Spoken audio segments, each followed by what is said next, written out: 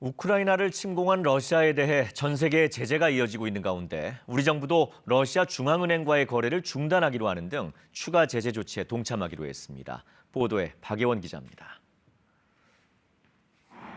정부가 국제사회의 대러 금융제재 움직임에 맞춰 러시아 중앙은행과의 거래를 중단하기로 했습니다.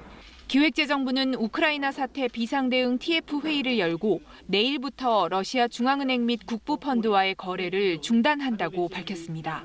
다만 농산물과 코로나 의료 지원, 에너지 관련 거래 등 미국에서 거래를 허용한 분야와 은행은 우리 역시 거래를 한시적으로 허용할 예정입니다.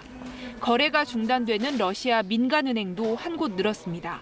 정부는 지난 2일 유럽연합이 발표한 스위프트 국제은행 간 통신협회 배제 목록을 반영해 러시아 은행도 거래 중단 대상에 포함한다고 밝혔습니다.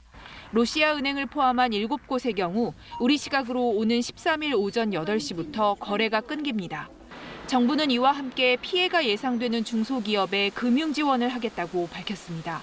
러시아, 우크라이나 수출 비중이 30% 이상인 수출기업 1,800여 곳에는 업체당 최대 10억 원의 긴급 경영안정 자금을 지원하고 피해 기업에는 특례 보증과 보증 한도, 보증 비율 우대 등도 지원하기로 했습니다.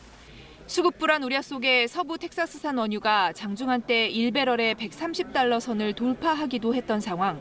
이처럼 원자재 가격 상승으로 원가 부담이 가중된 기업에 대해 정부는 컨설팅을 제공하고 러시아, 우크라이나 수출에 100% 의존하는 316개사는 전담관을 지정하기로 했습니다. 아울러 국내 소비량 가운데 상당 부분을 러시아에 의존하는 명태 수급을 점검하고 정부 비축 물량을 조기 수매하는 등 수급 안정화 방안도 논의하기로 했습니다. KBS 뉴스 박예원입니다.